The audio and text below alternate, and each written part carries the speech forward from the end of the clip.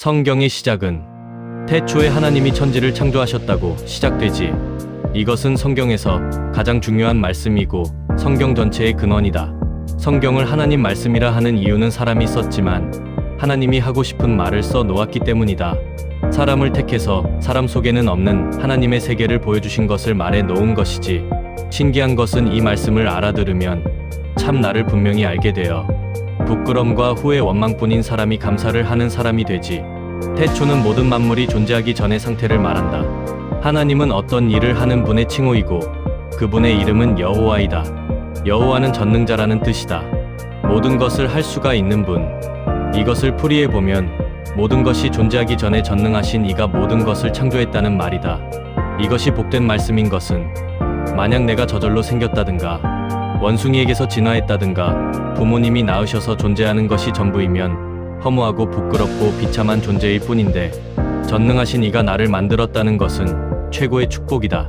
그래서 성경 말씀을 복음이라고 말하는 것이다. 성경의 핵심은 전능하신 이가 나를 창조했다는 사실을 알려주는 것으로 사람이 안 보이는 하나님을 생각해서 알 수 없어서 지으신 이가 말씀해 주셔야 진실을 알 수 있다. 자신이 피조물인 것을 아는 사람은 창조자를 만난 사람으로 전능하신 분의 필요로 지어진 참나를 알게 되어 인생이 바뀌고 존재가 만족함으로 자존감이 생겨 당당한 사람이 된다. 이 말씀이 뿌리가 된 사람은 자기 인생에 답이 있어 다른 사람에게도 답을 줄 수가 있는 복된 사람이 된다. 답이 있는 인생, 길이 있는 삶, 빛을 따르는 어둠이 없는 삶을 살게 된다. 창세기 1장 2절 내용. 땅이 혼돈하고 공허하며 흑암이 깊으면 위에 있고 하나님의 영은 수면에 운행하셨다. 창세기 1장에서 전능자의 시작에 관해 이야기했다. 이것을 자신으로 인정하면 인생의 근원이 생겨 복된 시작이 있는 인생이 된다. 전능자의 시작이기 때문에 반드시 그분에 의해 열매를 맺는 허무가 없는 세계에 시작과 완성이 있으니 우린 복된 사람. 창세기 1장 2절은 사람의 상태가 혼돈 공허 흑암인 것을 보여준다. 하나님 목적으로 지어진 사람에게 하나님이 찾아오셨으나 사탄의 방해로 하나님과 연합할 수 없어 모든 사람이 혼돈, 공허 흑암에 갇혀 사탄의 종으로 살고 있다. 왜 우리 인생이 이렇게 문제투성이인지 깊이 생각하게 하는 내용이다. 하나님과 연합이 안 된 세상 사람들은 사탄의 종이 되어 바쁘고 애쓰고 살지만 참 가치 있는 삶을 살지 못하고 땀을 흘리고 가시 엉겅퀴뿐인 허무한 삶을 살 수밖에 없다. 우리가 그런 사람임에도 축복인 것은 전능한 하나님이 나를 지으시고 찾으신다는 사실이다. 그러므로 그는 나의 입장과 상관없이 계속해서 나를 찾아오신다. 그분의 절대적 필요 때문에. 그리고 늘 나를 향해서 아담아 내가 어디 있느냐고. 사람의 고통은 세상에서는 절망이나 하나님을 찾을 기회가 되어 그를 찾게 되고 그때 그는 나를 찾아오신다. 그가 오시면 그분과 연합되어 그분의 축복을 누리고 내게서 복이 넘쳐 누구를 만나도 복을 주는 혼돈, 공허 흑암이 사라진 복된 사람이 된다. 나를 시작하신 전능자를 아는 축복은 그에게 간구하여 완전한 답이 있는 복된 세계를 누리는 사람이 된다. 입고된 사람을 참사람이라 하니 우리가 참사람. 오늘은 지금까지의 말씀을 정리해보면 좋겠네. 전능한 하나님이 천지를 창조했다는 말씀을 아는 것은 중요하다. 성경은 모든 것은 시작이 있고 시작하신 이가 있다는 것을 우리에게 알려준다. 이것이 나 자신의 문제이기 때문이다. 나는 누구로부터 시작되었나? 나는 어디서 왔나? 인생은 어디서 와서 어디로 가는가? 이것을 모르고 살면 인생은 허무해진다. 제한적인 인생이 모든 것을 닿을 수 없지만 나에게 복된 그것을 찾는 것이 지혜로운 삶이다. 우릴 지으신 하나님만이 우리에게 복된 것을 주실 수 있다. 전능하신 이가 나를 창조했다는 말은 사람에게 가장 복된 말씀이다.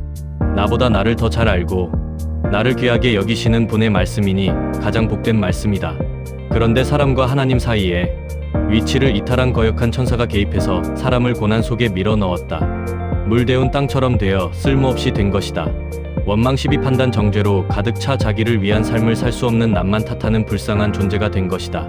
고난은 하나님이 주신 것이 아니라 내가 먹지 못할 것을 먹었다고 알아야 한다. 그렇게 어쩔 수 없이 살 수밖에 없는 버려진 사람을 하나님이 찾아오신 것이 은혜이고 구원이다. 사람은 하나님께 꼭 필요한 존재이기 때문이다. 안 보이는 영이신 하나님이 이 땅에서 살기 위해서는 꼭 형상인 사람과 연합해야 하므로 하나님은 절대적으로 사람이 필요하시다. 이것이 우리의 축복이다. 능력과 소유와 관계없이 사람이기만 하면, 존재이기만 하면 어떤 자격, 인성 소유와 무관하게 하나님께는 사람이기만 하면 되기 때문이다. 사람이기만 하면 누구든 하나님께는 다 필요하다. 이것이 복된 소식이다. 하나님께는 내가 꼭 필요하다. 얼마나 복된 소식인가. 이 말씀 안에서 사는 사람은 복된 사람이다. 의복을 함께 나누고 싶어서 이 마음을 전하는 것이야. 오늘도 은혜 안에서 복된 하루를 주시길. 오늘은 창세기 1장 34절 내용으로 하나님이 빛으로 오심. 하나님이 빛이 있으라 말씀하심에 빛이 있었고 그 빛이 보시기에 좋았더라도 하나님이 빛과 어둠을 나누어 빛을 낮이라 하시고 어둠을 밤이라 하시느라 저녁이 되며 아침이 되니 이는 첫째 날이라. 하나님이 빛으로 오셨다는 것은 태양빛과 같은 물질을 비추는 빛이라는 말이 아니라 사람의 혼돈 공허 흑암의 상태를 알겠다고 하는 인격의 빛을 발한다. 요한복음 9장에는 나면서부터 소경된 불행한 사람 이야기가 나온다. 이 사람은 자신이 아무리 노력해도 자신의 문제에 대한 답을 찾을 수 없는 사람이다. 이런 상태를 흑암이라 한다. 이 사람이 예수를 만나 하나님이 창조한 참사람인 자신을 발견하는 눈을 뜨게 된 것이다.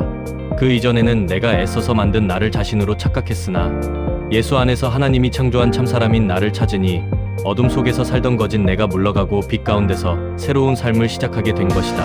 새 사람으로의 새날이 시작되는 첫날, 하나님의 아들로 살아가는 복된 사람이 된다. 인생의 첫째 날이 중요한 것은 하나님을 향해서 문이 열린 날이기 때문이다. 예수님이 우리의 빛이 되신 이유는 어디서 와서 어디로 가는지 아는 사람이기 때문이다. 이 사람이 하나님과 막힘이 없는 사람이기에 이 사람 안에 있으면 누구나 사람 사이에도 막힐 그것이 없어 어둠이 없는 사람이 된다. 자신도 해방되고 하나님도 해방하는 복된 사람이 된다. 아멘 할렐루야. 함께 이 축복을 누릴 수 있게 하신 하나님의 은혜를 감사하며 은혜와 함께하는 하루를 주시길. 오늘은 창세기 1장 6절에서 8절까지 내용으로 시작한다. 둘째 날, 궁창을 만드심이야. 땅은 큰 물이 덮이면 아무 쓸모가 없어서 그 물을 둘로 갈라 그 사이에 궁창을 만들고 하늘이라고 하셨다. 생명이 살아가기 위해서는 숨을 쉴 곳이 필요한데 궁창은 사람이 살아가기 위한 자유와 여유를 의미한다. 하나님을 떠난 사람들은 실없는 삶을 살게 되어 스스로 향방도 없는 길을 만들기 위해 쫓기는 삶을 살 수밖에 없다. 하나님이 있어야 목적이 있어 그 길을 따르는 여유가 생긴다. 자기 생각뿐인 사람은 자기 생각이 끝나면 갈 데가 없지만 하나님 있는 사람은 여유가 있어서 하나님께는 다른 길이 있을 것이라는 생각으로 숨을 쉴 여유가 생긴다. 하나님은 사람이 숨을 쉴 여유가 있어야 함을 아시기에 빛을 주신 후 궁창을 주셨다. 모든 달걀에는 병아리가 살게 하기 위한 숨을 쉴 구멍이 있다. 이것이 하나님의 지혜다. 궁창을 만드신 하나님께 감사. 사람은 하나님의 특별한 목적으로 지은 소중한 존재이니 하나님이 지키신다는 사실을 아는 것이 궁창 안의 삶이다.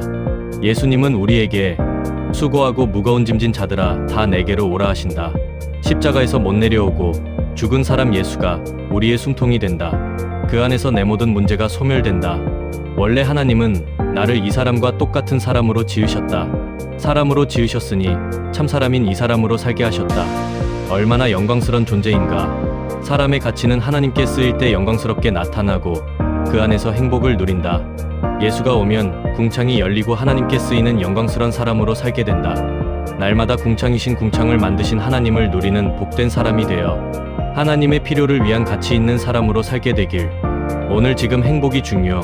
첫째 날 빛을 주셔서 내 인생의 혼돈 공허 흑암을 없애시고 둘째 날 궁창을 만드셔서 억울 속박을 풀어 숨을 쉬게 하신 궁창의 축복을 누리며 즐겁게 사는 것이 지혜.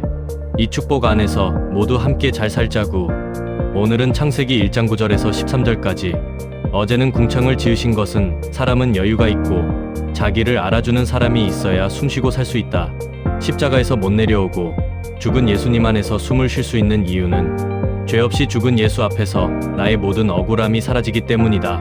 숨을 쉬게 됐으면 땅이 있어야 안정되고 생명이 자라 인생의 열매를 생산하는 삶을 살 수 있게 된다. 그래서 하나님은 궁창을 만든 후 물을 한 곳으로 모아 땅과 바다를 갈랐다. 바다는 늘 흔들리고 향방이 없어 사람이 살 수 없는 곳이다. 묻히 드러난 것은 인생의 희망이다. 육신은 견고한 땅에서 살아야 안정되고 생명을 경작해 열매를 맺을 수 있다. 그러면 인생의 못, 내가 딛고 살 수 있고 흔들리지 않는 땅은 어디인가? 예수는 하나님이 사람에게 주신 영원한 견고한 땅이다. 인생의 정한 운명 견고한 자리인 십자가에서 못 내려오고 죽은 예수님은 하나님 앞에 참사람으로 사람의 견고한 위치이다. 우리를 숨쉬게 하는 궁창이고 지진이나 태풍의 염려가 없는 흔들리지 않는 견고한 땅이다. 이 예수를 아는 것은 숨쉬고 사는 여유를 누리고 어떤 경우에도 흔들리지 않는 만세반석의 인생이 되어 참 열매를 맺을 수 있는 경작의 길이 시작되는 것이다. 안정되고 여유가 있는 사람은 자존감이 생겨 이것이나 저것이나 언제나 무엇이든 할 수 있는 삶을 살게 된다. 사람으로 태어나 사람다운 사람으로 살게 되어 자신도 복되고 주변 사람들에게도 행복을 나누는 사람으로 살게 된다. 하나님을 알수록 인생의 축복이 더욱 풍성해지는 것이기에 감사가 넘치게 된다. 십자가에서 못 내려오고 죽은 사람 예수가 하나님이 우리에게 주신 인생의 열매이니 절대로 실패하지 않는 삶이고 모든 사람이 함께 나눌 풍성한 열매를 누린다. 우린 얼마나 부자인가. 날마다 이 축복을 경험하는 은혜를 주셔서 건강한 몸으로 행복을 누리고 나누길 바라며 창세기 1장 14절에서 19절까지 환경을 주심. 넷째 날 해와 달과 별들을 창조해 생명이 살 환경을 만들어 주셨다. 사람은 환경 속에서 살면서 그것을 자신으로 축복으로 다스리게 하셨다. 다스리는 것은 하나님의 성품을 받아서 만물에게 분배하는 것이다. 그러므로 하나님의 통치를 받는 것은 복된 일이다.